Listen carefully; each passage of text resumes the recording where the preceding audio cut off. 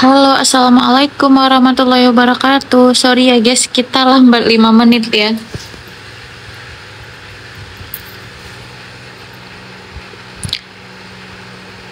Soalnya tadi aku mau gabungin ini soal-soal live yang 2 malam sebelumnya, yang videonya tuh kan rusak, jadi nggak bisa aku upload di YouTube. Jadi tadi ada teman-teman yang minta request untuk ditampilkan lagi soal-soalnya. Dan terus tadi pas saat aku mau gabungin, dia tuh berubah, opsi ABCD-nya itu berubah jadi X, Y, Z. Jadi aku ngedit dulu.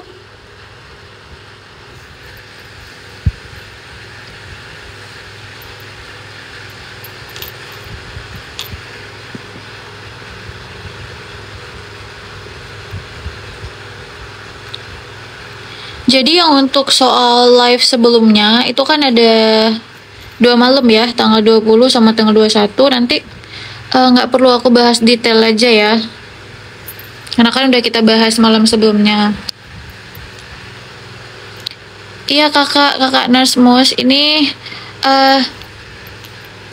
aku tampilkan di sini ya. Ada aku masukkan di sini soal live 2 malam yang videonya itu rusak guys. Makanya aku nggak upload di YouTube. Videonya itu cuma ke record, yang live pertama itu cuma 1 menitan, live kedua cuma 2 menitan.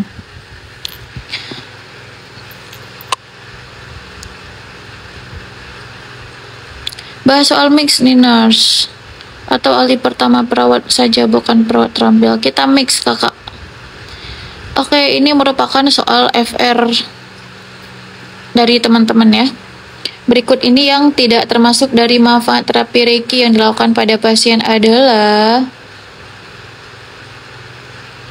yang pertama, A. Mengurangi nyeri, B. Mengurangi stres, C. Mendukung pengobatan kanker, D. Menurunkan tekanan darah pada pasien hipertensi, dan E. Mendukung pengobatan konstipasi. Terapi Reiki ini dia merupakan salah satu terapi komplementer ya,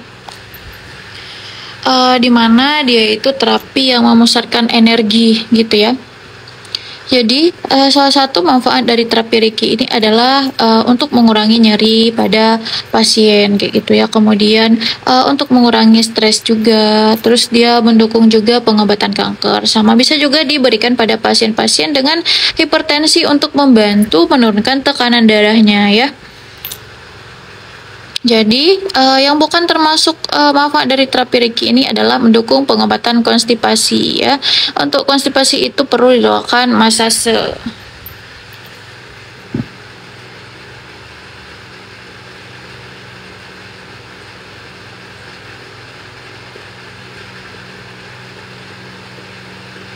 Oke, ini ya untuk pembahasannya tadi.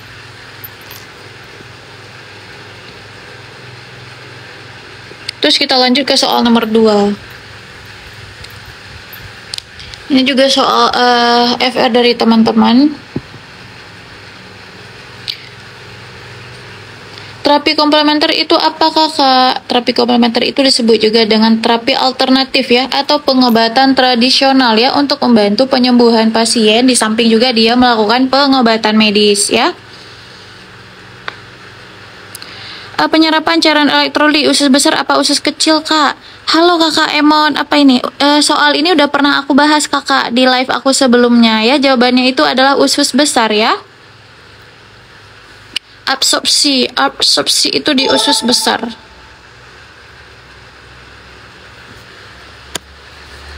Aku melihat di sini ada teman-teman yang menjawab justice dan juga accountability ya. Ada juga yang menjawab veracity. Sebenarnya soal ini aku bikin 2, tapi kasusnya agak aku bedakan sedikit. Nanti ada lagi soal nomor 3, kasusnya hampir sama tapi pertanyaan itu beda. Oke, kita lihat di sini ya. Ada keluarga pasien marah dan protes karena perawat mendahulukan pasien yang kritis. Prinsip etik yang dijalankan perawat pada kasus tersebut. Berarti ini maksudnya adalah prinsip yang memang sudah dilakukan oleh si perawat gitu ya. Yang pertama, beneficence, B. Justice, veracity, non-malfeasance, accountability. Ayo, apa kira-kira? Aku sambil baca komen deh ya.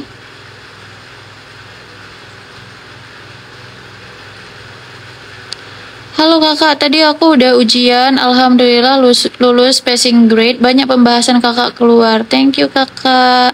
Sama-sama, alhamdulillah ya kakak Sunshine. Sukses selalu.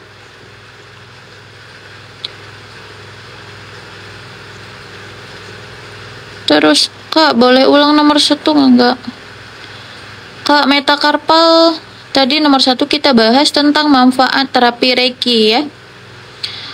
Manfaatnya itu yang pertama itu untuk mengurangi nyeri, kemudian untuk mengurangi stres dan juga mendukung pengobatan kanker ya. Serta dia dapat digunakan juga pada pasien dengan hipertensi untuk membantu menurunkan tekanan darahnya ya. Tadi yang ditanyakan adalah yang bukan manfaat dari terapi Reiki. Jadi opsi yang tepat itu ada di opsi terakhir ya, yaitu mendukung pengobatan konstipasi ya. Jadi terapi komplementer pada pasien konstipasi itu adalah dilakukan dengan massase. Dokumentasi keperawatan kakak nanti ya, udah aku bahas di live sebelumnya, nanti aku spill yang live 2 malam yang lalu ada aku spill, ada aku bahas.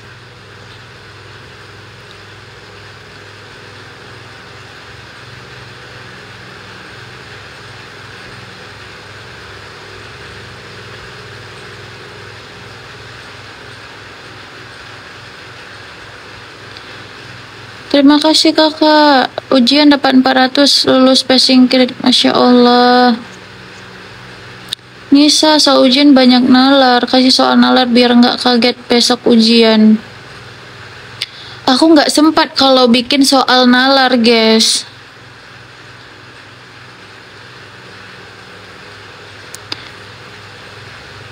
Ini prinsip etik perawat, kalau dalam triase perawatnya sudah benar. Teman-teman PSSI 1 aku udah ujian. Aduh, banyak sekali komentar guys.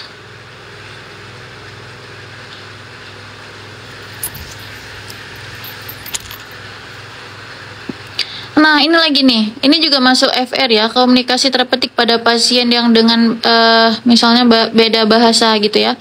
Misalnya kita pasiennya itu menggunakan bahasa Jawa, kita nggak bisa menggunakan nggak bisa berbahasa Jawa. Jadi jawaban yang tepat itu adalah kalau memang ada translator, itu kita meminta bantuan dari translator untuk menerjemahkan ya.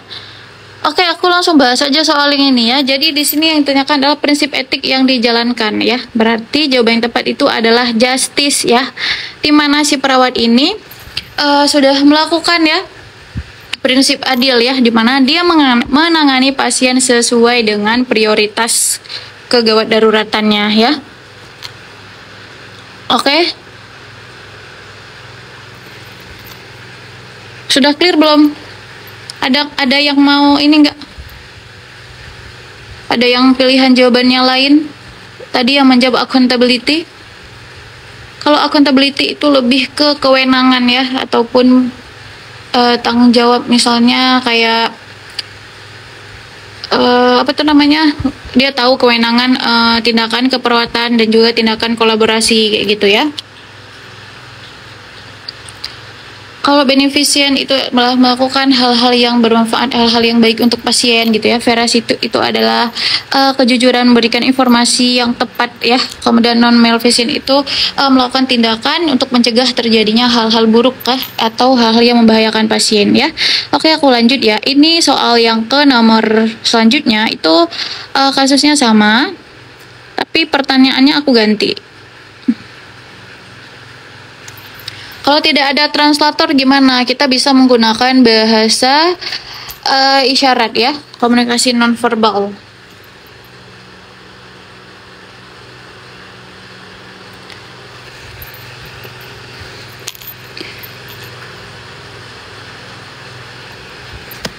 Yuk teman-teman, silakan dijawab soal yang selanjutnya, soal nomor 3. Ini kasusnya sama, tapi aku ganti sedikit pertanyaannya.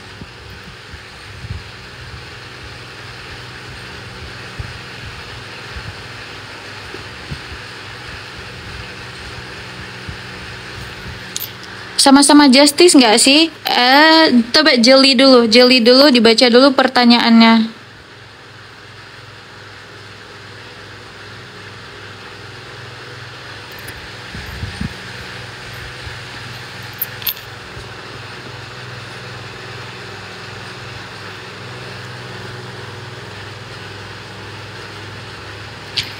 Ada keluarga pasien marah dan protes karena perawat mendahulukan pasien yang lebih kritis. Apakah prinsip etik yang tepat oleh perawat dalam menangani ya? Dalam menangani. Berarti di sini kan belum dilakukan oleh si perawatnya. Jadi apa nih prinsip etik yang harus dilakukan oleh perawat yang tepat gitu ya?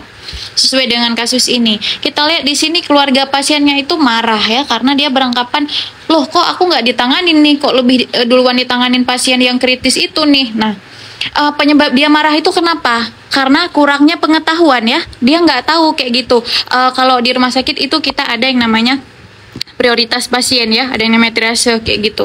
Dia nggak tahu tentang itu. Nah, jadi apa nih prinsip etik yang tepat pada kasus tersebut, yaitu veracity ya, yaitu si perawat itu kita harus memberikan informasi yang jelas, yang tepat, yang akurat, yang komprehensif, pokoknya informasi yang membuat si pasien itu bisa memahami dengan baik dan dimengerti ya. Ini masuk ke prinsip veracity ya. Halo, apakah sudah clear? Kasusnya sama, tapi pertanyaannya itu beda. Aku sengaja, bukan mau mengecohkan sih.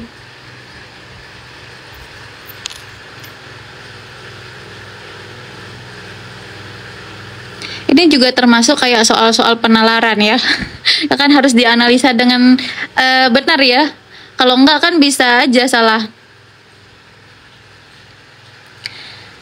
Bukannya sesuai SOP kakak. Kalau accountability itu dia lebih ke, kalau di kasus ini kita fokus lagi ke pertanyaannya, prinsip etik yang tepat oleh perawat dalam menangani kasus tersebut. Kan kasusnya si pasiennya itu, keluarganya itu marah-marah. Jadi prinsip apa itu yang harus dilakukan perawat dalam menangani si keluarga pasien kakak ya. Jadi kita berikan informasi gitu kepada pasien.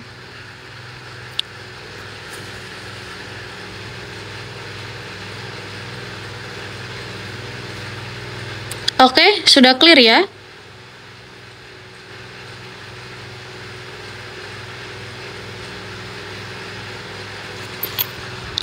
Kakak Yusrin, untuk yang justice itu soal nomor 2 tadi kakak.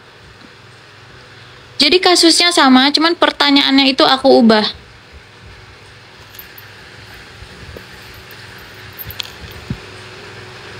Halo, bagaimana teman-teman? Apakah sudah clear?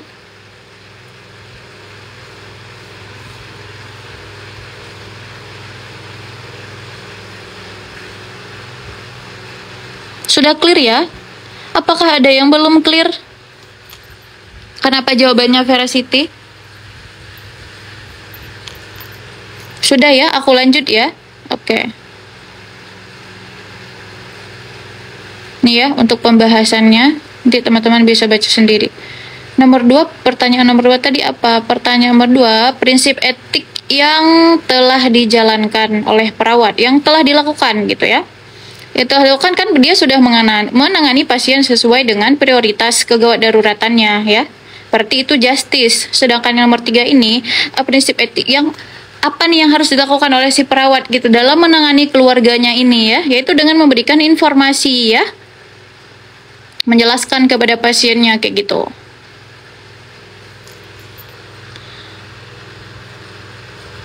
Aku udah ujian kemarin, perawat terampil skor 553. Terima kasih kakak, salam dari Pariaman. Wah, Masya Allah, ini tinggi banget loh kakak, 553. Wah.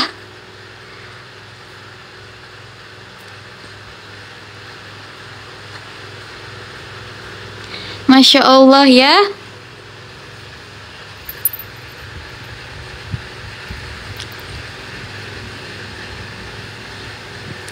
Masya Allah, nilainya luar biasa nggak tuh?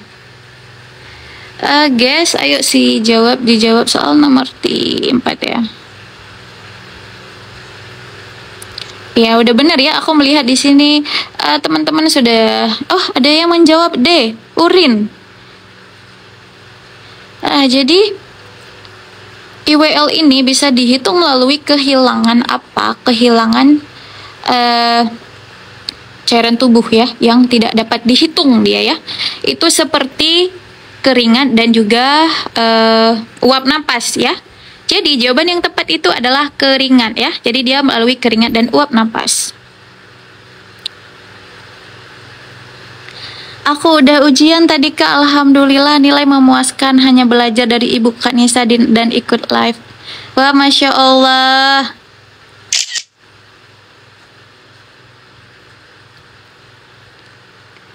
Kakak Apin kenapa asik nanya-nanya terus?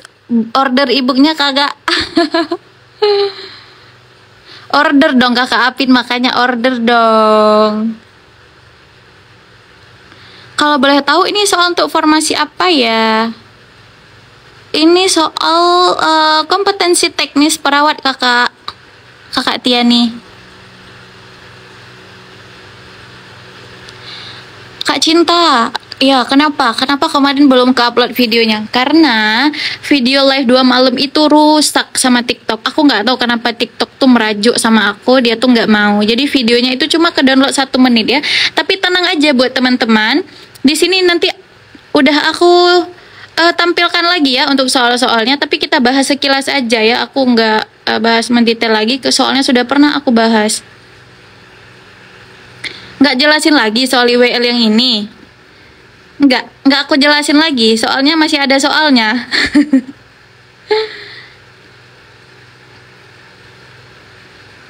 Nah, ini guys. Ayo silakan dijawab.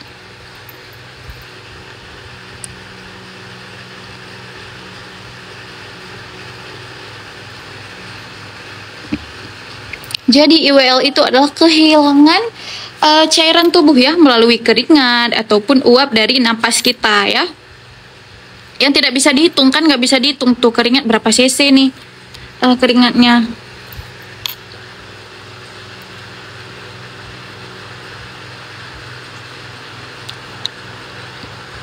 Sini aku menemukan jawaban. Teman-teman sudah tahu semua ini. Aku kira teman-teman bakal terkecoh. Gak adakah yang mau menjawab interstitial water loss? Wah, ada yang menjawab intake water loss nih. Ada yang menjawab infuse water loss. Halo Kakak Winca, gimana Kak ujiannya?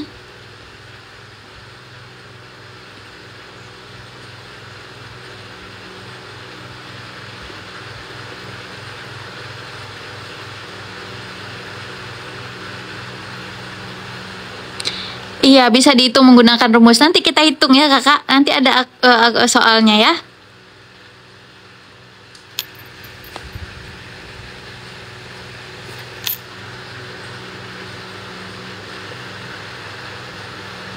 Tadi aku ujian masuk tentang etika keperawatan infeksi luka. Itu yang saya ingat. Alhamdulillah kompetensi teknis aku passing grade Kak. Berkat selalu nonton live-nya Kak Nisa. Wah, Masya Allah. Besok ujian semoga nilainya memuaskan, amin. Pokoknya doa terbaik ya dari aku untuk teman-teman semua ya. Kade soal ujianku besok. Oke, jadi sudah benar ya, tadi aku melihat rata-rata teman-teman menjawab inaccessible water loss ya. Jadi itu merupakan singkatan dari IWL ya, bukan infused water ya, bukan juga intake water ya. Jadi IWL ini merupakan singkatan dari inaccessible water loss ya, yaitu kehilangan cairan tubuh ya yang sulit untuk dihitung secara manual gitu ya, dan juga kita tidak menyadarinya gitu ya, kehilangan cairan itu dalam bentuk keringat dan juga uap napas ya. Soalnya sama yang dibikin Dek Nisa 100%. Wah, Masya Allah, serius Kak Tiong? Kok bisa?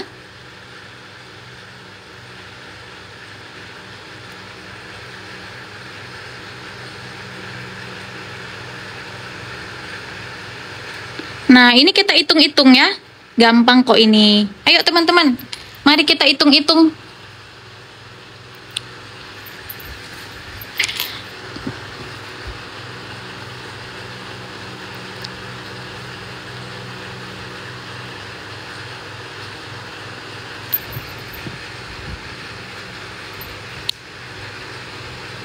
Guys, ayo dihitung-hitung guys. Yang sudah jawab aku mau tahu dong rumusnya. Rumusnya apa? Kok bisa kalian menjawab A? Ada yang menjawab B, ada yang menjawab C.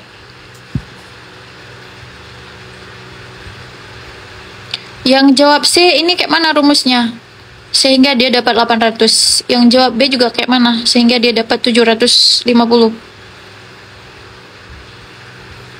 Malam ini aku tidur nyenyak setelah mendapatkan skor 553. Wah, Masya Allah, ini kayak skor tertinggi yang pernah aku dengar loh kakak. Kakak Gilang, kemarin ada juga kakak siapa ya, kakak Fajri Rina ya, aku lupa. Dia dapat nilai 510.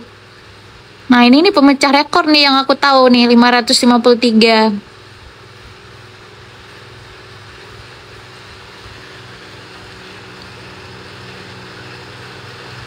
Iya benar ya, jawabannya itu adalah, jadi untuk menghitung IWL ini rumusnya itu adalah 15 dikali dengan berat badan ya, per 24 jam. Jadi 15 kali 50 adalah 750 ya.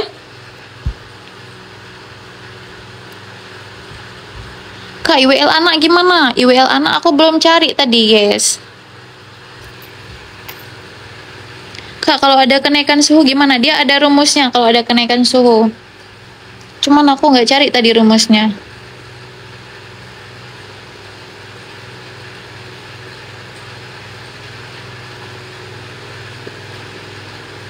Nah, jadi ini nih, ini soal live malam, bukan malam ya, sore tanggal 20 ya, bulan 11.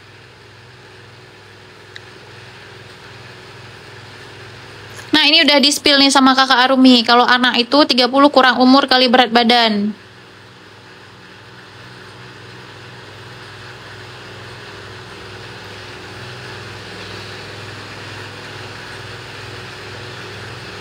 Oke, ini langsung aja ya. Yang ditanyakan adalah yang bukan merupakan terapi komplementer yang dapat diberikan pada pasien hipertensi kecuali ya. Berarti yang ditanyakan adalah terapi yang komplementer yang dapat diberikan pada pasien dengan hipertensi ya. Jawaban yang tepat itu adalah semua benar ya. Di mana terapi komplementer yang dapat diberikan pada pasien hipertensi itu adalah terapi-terapi dengan relaksasi ya, seperti massase, aromaterapi, napas dalam, musik ya, yang bisa membantu dalam menurunkan tekanan darah pasien ya. Halo buat teman-teman yang ketinggalan live aku tanggal 20 sama 21, mohon disimak ya, aku takutnya nanti videonya error lagi.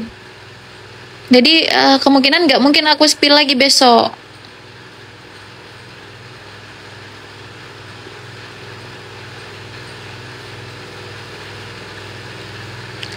Yang nggak boleh pada ibu hamil apa? Bekam tidak boleh pada ibu hamil ya. Oh kecil, aku kecilin lagi, oke. Baiklah.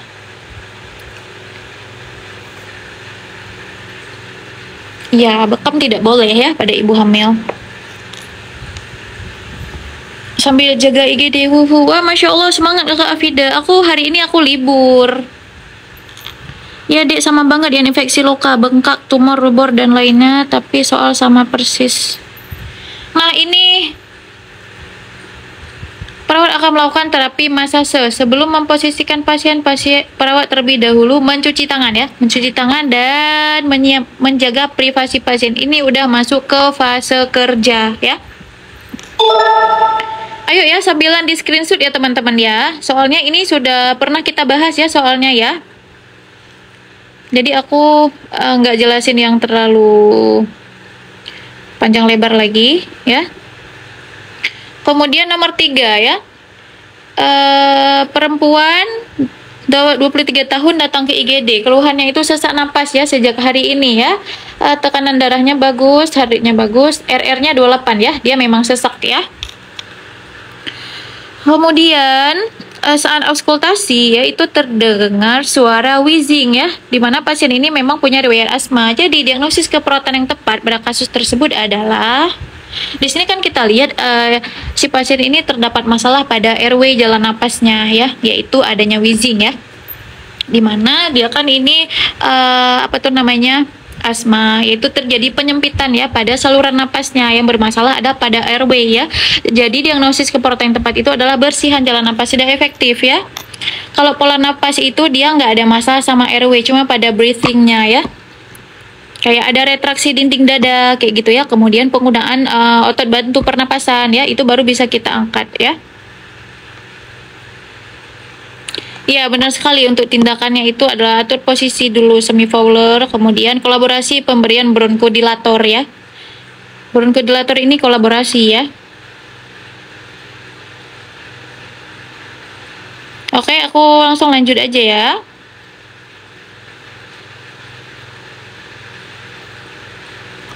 Nah, perawat komunitas melakukan pengkajian pada sebuah desa. Didapatkan penduduk desa tersebut mengeluh bau asap ini ya, bau asap yang mengakibatkan ISPA ya, infeksi saluran pernapasan bagian atas ya, dari pabrik sekitar desa. Jadi apa tindakan keperawatan komunitas yang tepat pada kasus tersebut ya?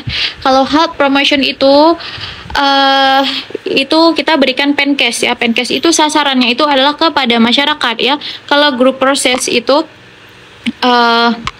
apa tuh namanya, pada kelompok-kelompok kayak gitu. Jadi dalam komunitas itu ada kelompok-kelompok kayak gitu. Misalnya ada yang namanya kelompok lansia, kemudian ada yang namanya kelompok ibu hamil kayak gitu ya. Kemudian kalau partnership itu kita melakukan kerjasama atau disebut juga dengan kemitraan ya, dengan sektor lintas ya, termasuk dengan kayak misalnya ada yang namanya pabrik-pabrik atau perusahaan kayak gitu ya. Kemudian kalau empowerment ini dia lebih ke pemberdayaan masyarakat, itu seperti kita membentuk kader-kader ya. Kalau intervensi profesional itu kita sebagai perawat yang melakukan intervensi langsung kayak gitu ya. Misalnya contohnya tadi kita memberikan terapi komplementer kayak gitu. Jadi jawaban yang tepat di sini adalah kita melakukan kemitraan atau partnership ya. Ini soal juga masuk. Iya kakak, yang ini memang soal FR ya. Soal asli FR dari teman-teman. Nah ini, pada para pemuka masyarakat, baik itu pemuka informal, misalnya pemuka adat, pemuka agama gitu ya, maupun panutan ya, organisasi kemasyarakatan dan media massa termasuk ke dalam promosi kesehatan. Kalau primer itu dia ke masyarakatnya langsung ya. Kalau sekunder itu kayak ke tokoh-tokoh masyarakat ya, seperti kayak ke pemuka adat kayak gitu ya, pemuka agama kayak gitu ya. Kemudian ada yang namanya sasaran tersier. Kalau tersier itu adalah ke masyarakatnya ya, ke masyarakat, ke pemerintahnya ya, ke pembuat kebijakan pemerintah ya. Jadi nggak ada sasaran langsung ataupun promotif ya. Jadi jawaban tepat itu adalah yang B ya.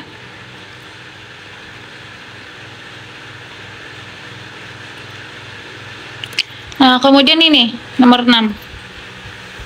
Komunikasi interpersonal antara perawat dan klien yang dilakukan secara sadar ya, ketika perawat dan klien saling mempengaruhi dan memperoleh pengalaman bersama yang bertujuan untuk membantu mengatasi masalah klien ya, serta memperbaiki pengalaman emosional ya, yang pada akhirnya untuk mencapai kesembuhan klien, termasuk dalam komunikasi terapeutik ya, di mana komunikasi terapeutik itu adalah komunikasi yang bertujuan untuk terapi ya, untuk penyembuhan pasien ya. Kalau komunikasi SBAR itu adalah komunikasi antar tenaga kesehatan ya, terkait dengan pengelolaan pasien ya. Sudah clear ya, guys?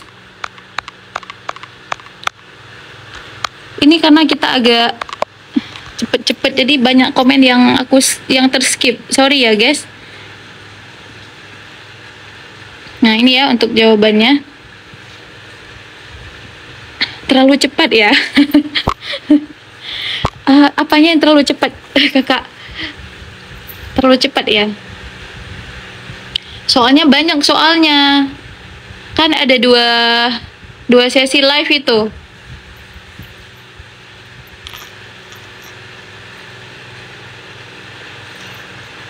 Pembahasan nomor 5, sebentar ya guys. Terlalu cepat pembahasannya kakak.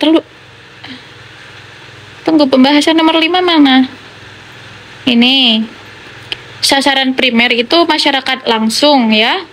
Kalau sekunder itu lebih ke kayak tokoh-tokoh agama kayak gitu ya. Pemuka. Kemudian kalau tersier itu ke pemerintahannya ya, ke pembuat kebijakan. Ini ya tadi.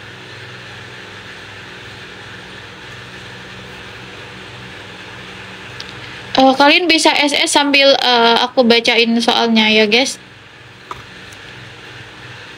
Next ya. Ini aku nggak bisa terlalu fokus ke komentar ya guys. Jadi kalau misalkan banyak komentar yang aku skip, aku mohon maaf ya. Oke ya, sudah ya, kita lanjut ke soal nomor 7 ya. Berikut ini merupakan tujuan dari komunikasi terapeutik antara perawat dan klien, merupakan kecuali ya, berarti ditanyakan adalah kecuali, berarti yang bukan tujuan dari komunikasi terapeutik ya. Yang pertama kita lihat, membantu mengatasi masalah klien dan mengurangi beban perasaan dan pikiran, ini termasuk ya. Kemudian membantu mengambil tindakan yang efektif untuk klien, ini juga termasuk ya. Kemudian mencapai tingkat kesembuhan yang diharapkan ya, ini juga termasuk. Kemudian memperbaiki pengalaman emosional klien juga termasuk. Yang tidak termasuk itu adalah menciptakan kedekatan perawat dan klien ya. Ini kita mix kakakku, kita mix soalnya ya. Iya kakak GD, Kak Pratama. Jadi ini adalah soal requestan teman-teman. Tadi ada yang request sama aku, Kak, di-spill lagi Kak, soal live 2 malam sebelumnya. Karena kan nggak bisa aku upload di YouTube tuh, videonya rusak. Yang ke download itu cuma semenit sama 2 menitan doang. Makanya aku spill lagi di sini guys. Makanya nggak terlalu ini. Aku cepet-cepetin aja penjelasannya. Jadi ini soal yang sudah pernah kita bahas ya. Jadi aku bahas lagi buat teman-teman yang ketinggalan live. Jadi rame banget yang kayak neror aku, Kak, kok belum diupload Kak, kok belum diupload, mana videonya Kak. Aku janji mau take ulang, tapi aku nggak sempat.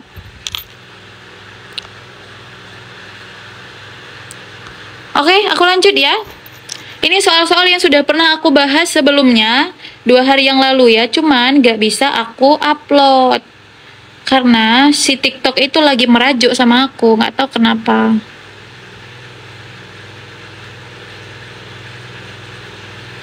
YouTube-nya Nurse Nisa, sama kayak nama akun TikTok aku ya. Ayo teman-teman, jadi ini sudah pernah kita bahas ya buat teman-teman yang ikut live pada tanggal 20 dan tanggal 21 ya. Jadi aku bahas sedikit lagi karena itu ada teman-teman yang request minta dibahas lagi. Kegiatan apa yang dilakukan pada meja 5 kakak? Meja 5 masa pendaftaran kakak botol?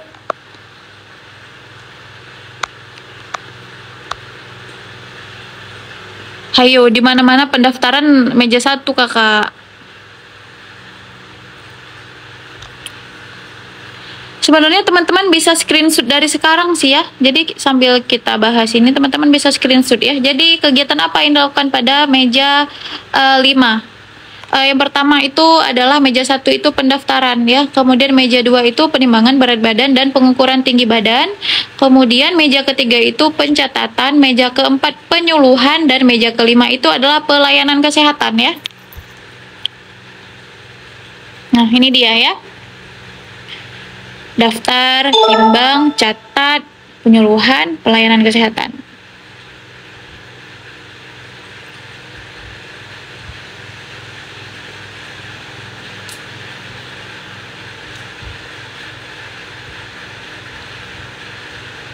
Cepat kali Kak, karena ini soalnya udah pernah aku bahas Kakak Ira.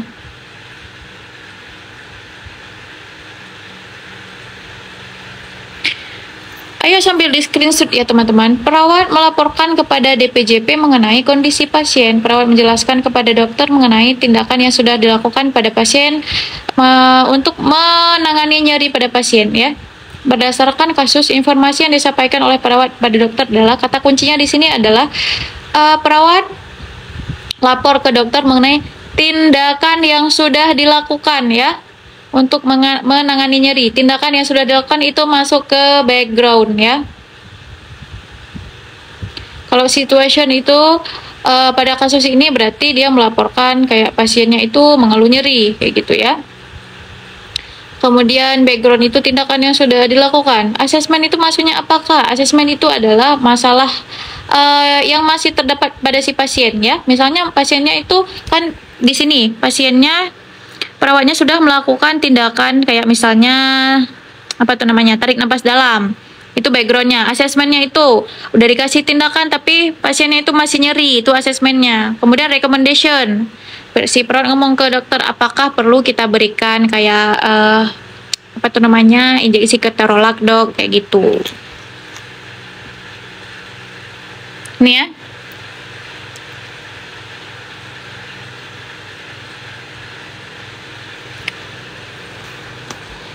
Jadi kalau di situation ya tentu kita perkenalkan nama dulu ya. Dok, saya dengan perawat Nisa dari ruang IGD kayak gitu ya, mau laporkan pasien kayak itu, namanya kayak gitu, identitas pasien kayak gitu ya. Apa yang dikeluhkan oleh pasien itu kita laporkan ya. Kemudian background ini kita sebutkan tindakan yang sudah kita lakukan pada pasien itu apa ya. Kemudian asesmen ini adalah masalah yang masih terdapat pada si pasien ya. Komunikasi S-bar, kakak. Kemudian inilah komunikasi S-bar nih. Kemudian rekomendasi ya, kita merekomendasikan tindakan untuk si pasien selanjutnya kayak gitu ya.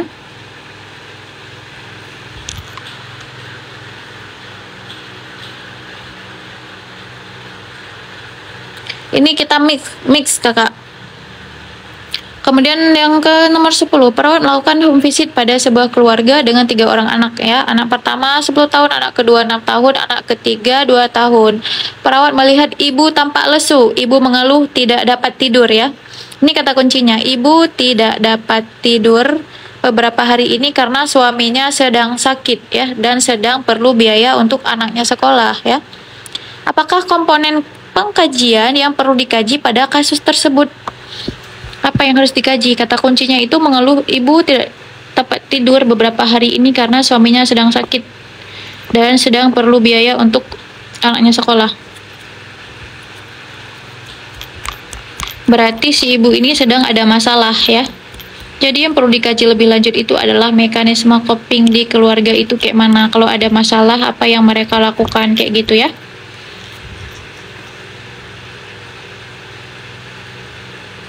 Oke, guys.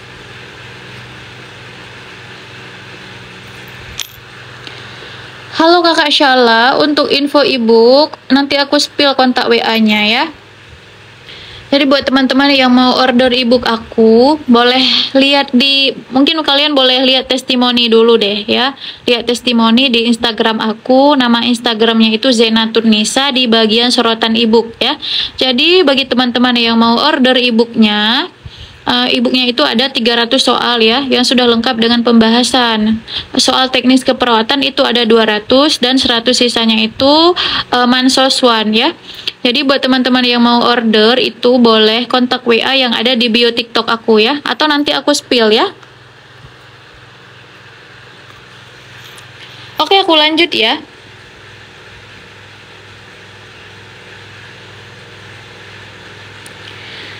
Kakak, soal ini nggak ada di YouTube kakak botol, soalnya sama, kasusnya sama memang. Aku sengaja bikin kasusnya sama, tapi ada yang aku bedakan kasusnya. Kalau yang pembagian peran itu ibu merasa lelah, dia kewalahan mengurus rumah tangga sendiri, ya.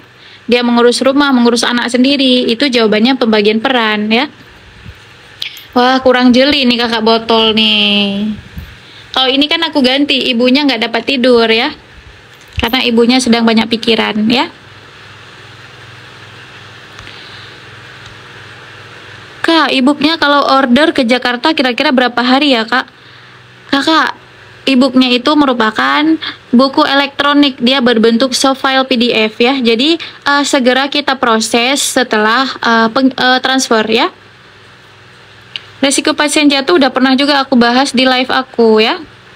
E-booknya itu aku bikin sesuai dengan kisi-kisi terbaru dari Permenpan RB 2023 ya. Iya, soalnya hampir mirip tapi beda. Iya. Yang mirip itu adalah apa tuh namanya? bentuk keluarganya aja. Masalahnya itu beda. Satu lagi malah aku bikin yang soal tentang pola komunikasi, yang si anaknya tuh ngamuk-ngamuk lempar mainan. Kan hampir sama. Kakak Intan, untuk harga boleh langsung chat aja ya. Kakak perawat udah TF ya, nanti aku cek ya kakak ya. Sekarang aku lagi live, nggak bisa cek dulu. Mohon bersabar ya buat teman-teman yang sudah chat.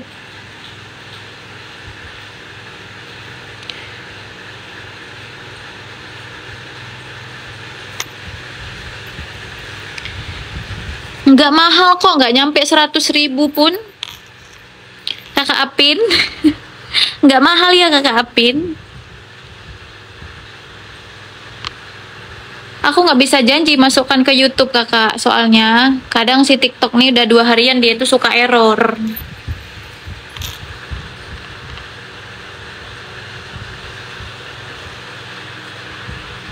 Jadi ini tentang pendokumentasian keperawatan ya, yang ditanyakan adalah perawat sedang melakukan pendokumentasian keperawatan pada pasien dengan post-op appendektomi yang telah diberikan ya, yang telah diberikan terapi analgesi ketorolak 30 mg secara IV. Penulisan pendokumentasian yang tepat adalah, kalau telah diberikan ini masuk ke implementasi dong ya. Jadi untuk penulisan implementasi itu adalah kata kerja ya, memberikan injeksi ketorolak ya. Sedangkan kalau intervensi itu kan masih perencanaan, itu untuk pendokumentasiannya itu dengan beri injeksi ketorolak ya. Kalau ditanyakan itu intervensi, jawabannya itu B. Kalau yang implementasi atau tindakan yang telah diberikan itu yang C ya. Oke, aku lanjut ya.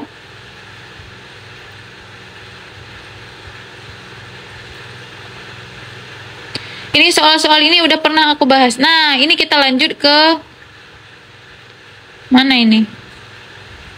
Ini live semalam ya. Live semalam. Live tanggal 21.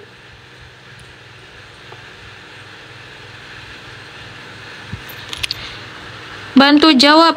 Enggak kok kak, setelah transfer langsung dikirim. Iya, setelah transfer aku cek langsung aku kirim.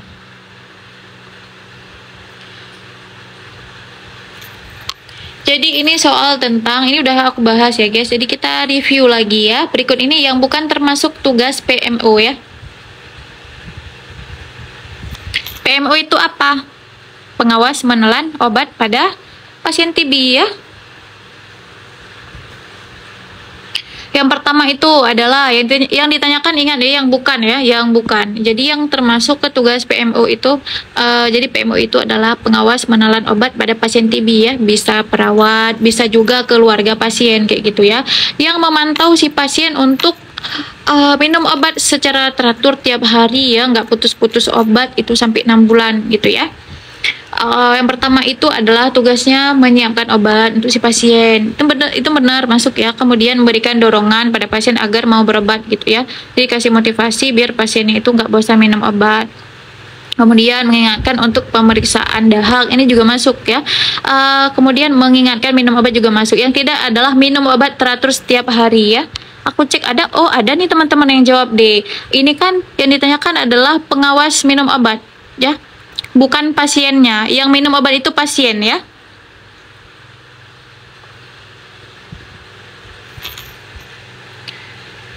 Oke, sudah clear ya. Aku langsung lanjut aja deh. Kok jadi kecil ini dia, sorry guys, sabar dulu.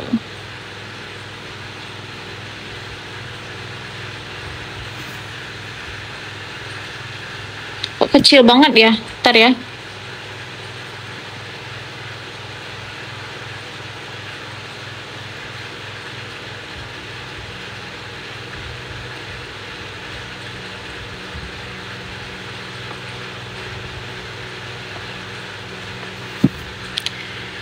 Kok gelap kakak? Nggak gelap kakak. Jadi nih ya, pengawas menelan obat pada pasien TB, mengawasi dengan menyiapkan dan mengingatkan pasien untuk minum obat, memotivasi pasien untuk biar nggak bosan untuk mengonsumsi obat ya. Mengingatkan jadwal pengambilan darah dan pengambilan obat dan pemeriksaan sputum ya. Kemudian beritahu pada pasien apa yang perlu dilakukan, kayak menggunakan masker kayak gitu. Gelap di aku, enggak gelap kok guys. Kok bisa gelap? Gas yang lain gelap tak?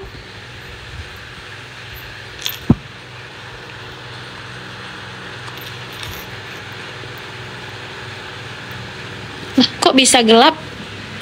Sebagian gelap, sebagian enggak. Kayak mana ini? Eta terangkanlah.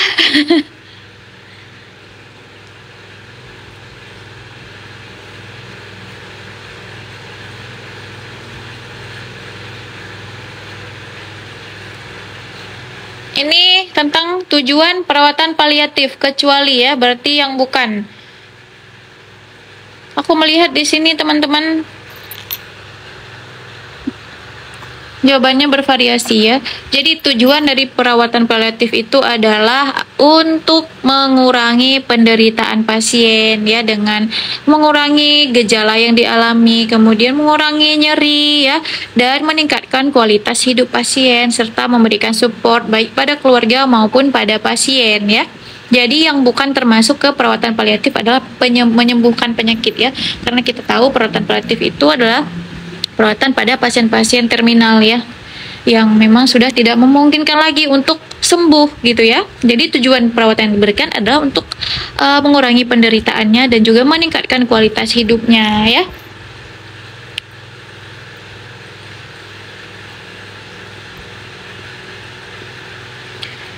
Nah, kalau teman-teman yang fokus tadi sama pembahasan aku di soal sebelumnya, ini kan sama kan, tindakan keperawatan komunitas, pasti tahu jawabannya. Tadi udah aku bahas sih.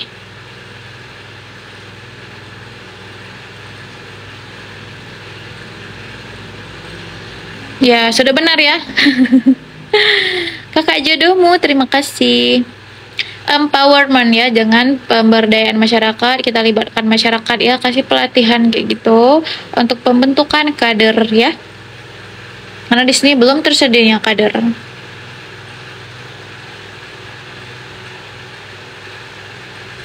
Wah, dapat kupu-kupu. Terima kasih, Kakak.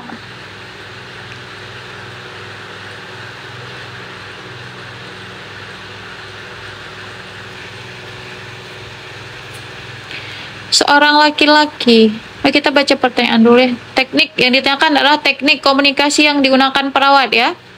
Jadi kita lihat di sini laki-laki 28 tahun dirawat di RSC seminggu yang lalu. Kata keluarganya itu dia sering melamun dan berbicara sendiri. Hasil anamnesis dengan pasien mengungkapkan bahwa dirinya kecewa dengan mantan tunangannya yang selingkuh. Wow ya. Perawat memberikan umpan balik mengenai apa yang disampaikan oleh pasien. Jadi teknik komunikasi yang digunakan perawat adalah apa nih? Reflecting ya, dengan memberikan feedback atau umpan balik ya. Kalau the identification itu kita menyimpulkan ide pokok apa yang disampaikan oleh si pasien. Kalau clarification kita mengklarifikasi kembali maksud yang disampaikan oleh si pasien biar nggak mispersepsi gitu ya. Kemudian focusing kita memfokuskan apa yang disampaikan pasien yang kadang dia cerita udah lari kemana-mana gitu, udah out of the topic ya. Kemudian kalau listening itu kita mendengarkan dengan penuh perhatian gitu ya, tidak menyela pasiennya gitu saat dia bercerita ya. Oke. Sudah clear ya? Jadi ini sudah pernah aku bahas di live sebelumnya.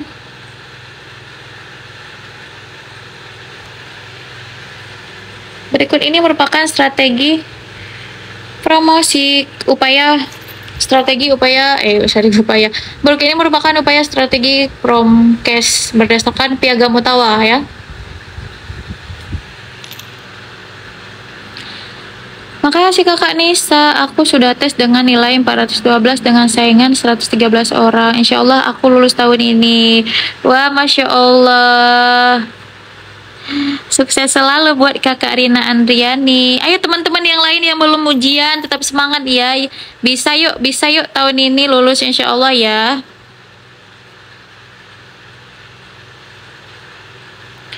Berikut ini merupakan upaya strategi promosi kesehatan ya. Besok aku tes, minta doanya. Doa terbaik ya pokoknya dari aku untuk teman-teman semua ya. Buat yang udah ujian, kalian jangan lupa ngabarin aku ya, biar aku juga ikutan bahagia gitu ya kalau misalkan dapat kabar baik dari rekan-rekan ya.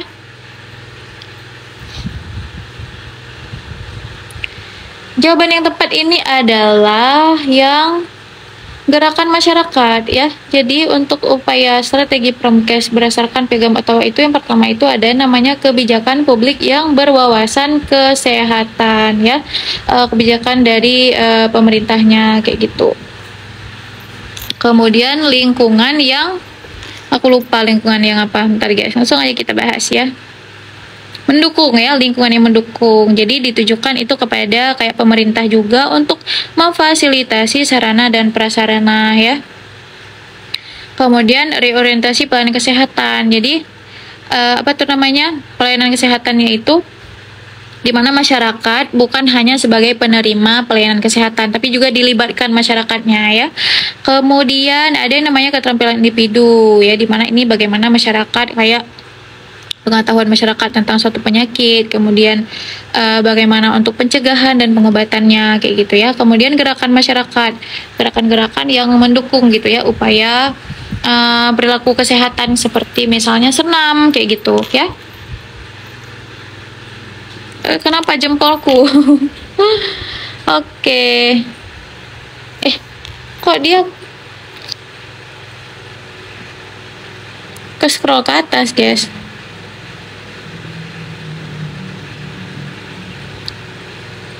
Nah, kenapa kayak gini? Nggak tahu deh.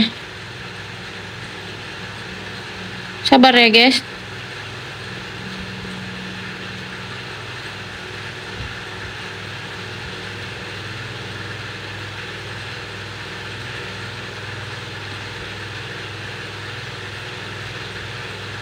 Nggak muatnya, guys.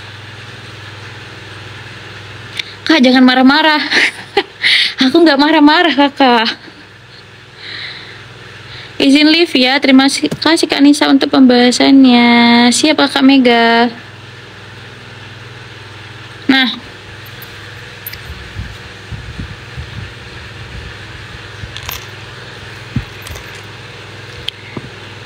astagfirullah, aku difitnah.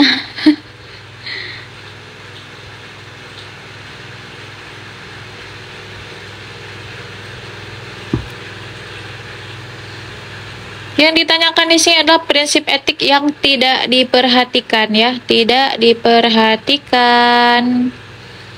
Kita lihat perawat itu memberikan penkes ya mengenai minum obat yang teratur, namun perawat tidak memberikan informasi yang komprehensif ya. Ini kata kuncinya ya, tidak memberikan informasi yang komprehensif mengenai penyakit TB. Jadi jawabannya sudah sangat jelas Vera Siti ya.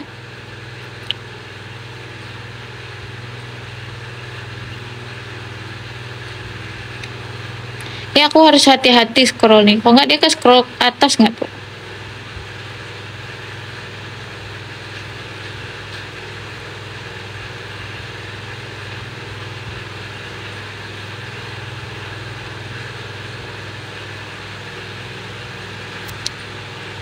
Berikut ini kegiatan TAK yang tepat dilakukan pada pasien dengan halusinasi, menarik diri, dan perilaku kekerasan adalah TAK-nya itu adalah persepsi sensori ya, yaitu dengan menonton TV, bisa dengan menonton TV, membaca koran, baca artikel, majalah kayak gitu ya, melihat gambar ya, jadi semua benar ya.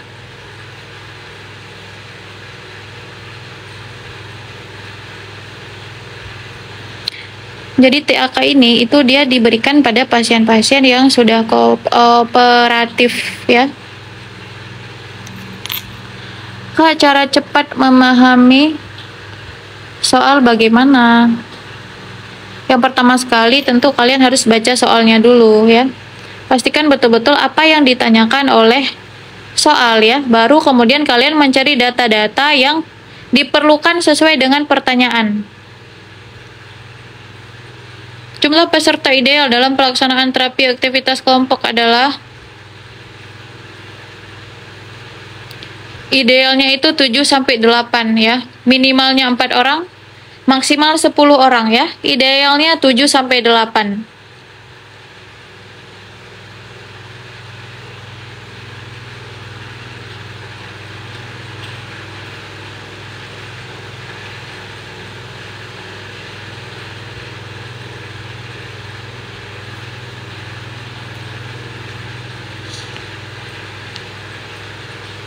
Seorang pasangan usia subur datang ke IA untuk melakukan konsultasi KB ya. Pasangan tersebut tidak mengetahui jenis KB yang efektif. Intervensi yang tepat dilakukan oleh perawat adalah, ya aku melihat di sini jawabannya ada yang menjawab V. V itu apa kakak? Ya benar ya, dengan memberikan penyuluhan tentang KB ya.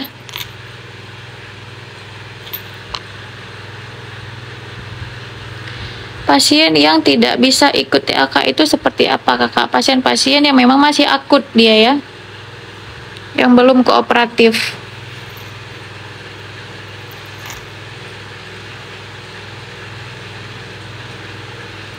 Teklik, sorry kak, teklik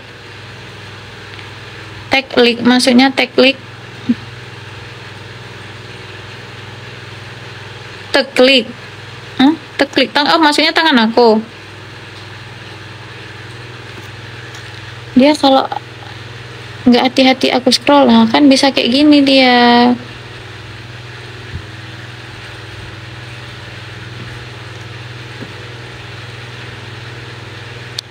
Semoga ujianku besok lancar.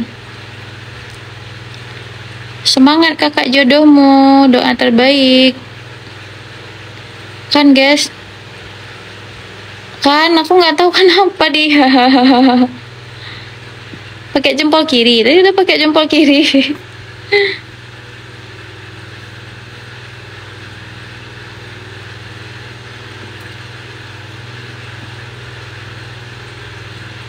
Oh iya ini ya, aku nggak kelihatan guys.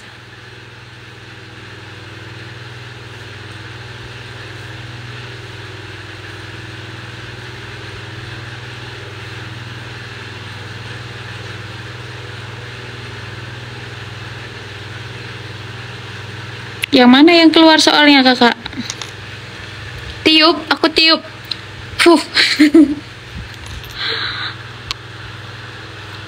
Oh iya, aku nggak kelihatan guys.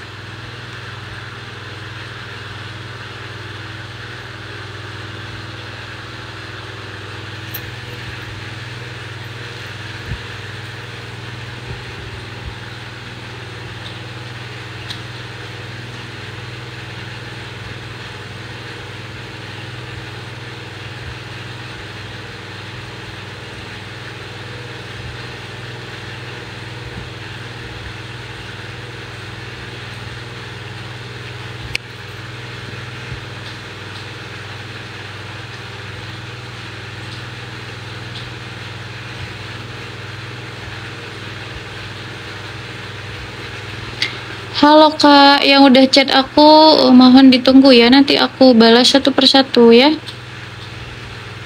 Yang sudah WA aku balas satu persatu, yang sudah transfer juga mohon bersabar ya guys, nanti aku balas satu persatu ya.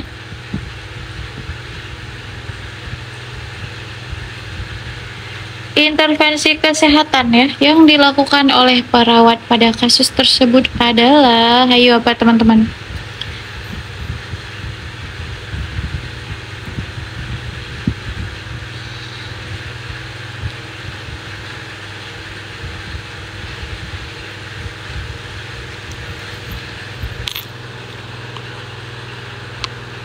Kita lihat di sini ya, seorang perawat melakukan home visit pada perempuan 55 tahun dengan diagnosis medis diabetes mellitus ya. Hasil pengkajian terdapat ulcus diabeticum di pedis dextra ya. Kemudian pushnya itu positif. Kemudian GDS-nya 110 ya. Terus diketahui pasien jarang menjaga kebersihan kakinya. Perawat melakukan edukasi ya. Edukasi tentang perawatan luka. Nah, edukasi tentang perawatan luka yang dilakukan oleh perawat ini masuk ke intervensi kesehatan yang mana? Apakah pencegahan primer, apakah pencegahan sekunder, apakah pencegahan tersier, apakah pencegahan kuratif, apakah pencegahan rehabilitatif. Kalau pencegahan primer itu intervensi yang dilakukan itu untuk memelihara dan meningkatkan kesehatan masyarakat kayak gitu ya. Dimana itu belum terjadinya suatu masalah kayak gitu. Kayak untuk mempertahankan kesehatannya misalnya dengan diberikan Penkes mengenai konsumsi gizi yang sehat kayak gitu ya. Terus senam itu juga masuk ke pencegahan primer ya. Kemudian kalau pencegahan sekunder dia itu pencegahan yang dilakukan dengan tujuan untuk mengidentifikasi masalah ya, dan juga diberikan penanganan atau pengobatan gitu ya. Kemudian kalau pencegahan tersier itu dia lebih ke tindakan yang dilakukan itu untuk mencegah terjadinya kecacatan yang lebih lanjut ya.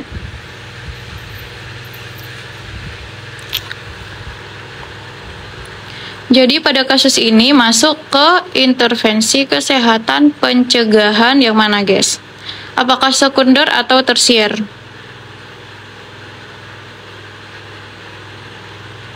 Ini buat D3 atau S1 kakak? Ini kita mix kakak soalnya. Ada untuk S1 dan juga ada untuk D3.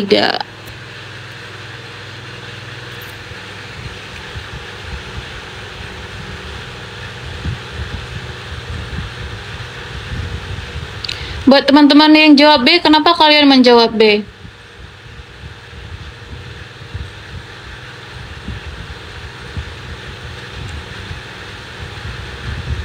Sekunder buat apa kakak? Sekunder itu untuk mengidentifikasi masalah ya, dan dilakukan pengobatan kayak gitu kakak.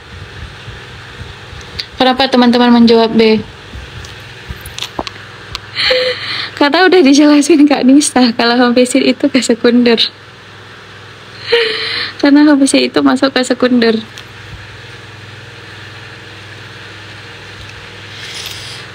Kok tiba-tiba aku mulus ya guys, aduh.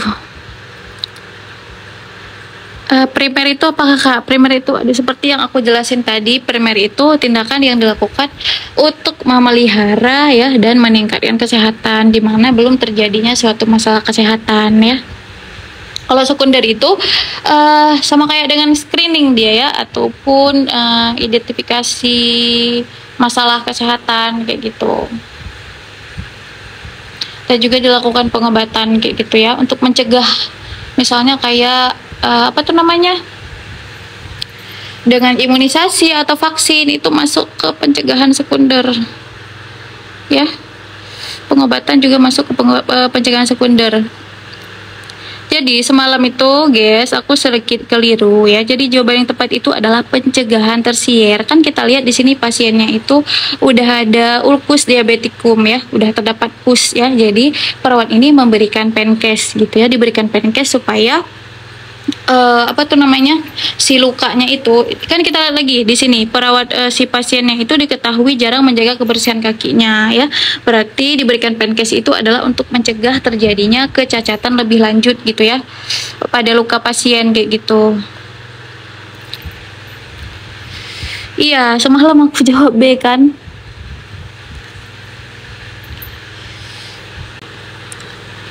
Jadi jawaban tepat itu adalah tersier ya guys.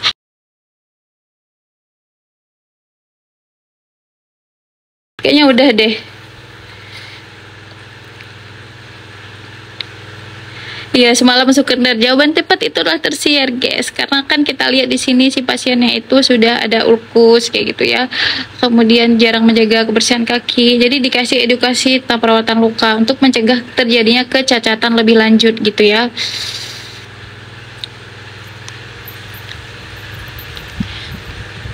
Guys, aku nggak tahu ini videoku rusak apa enggak ya. Ini ya yang mau nanyain ebook tadi, pokoknya boleh chat ke sini untuk bidan di yang WA bawah ya.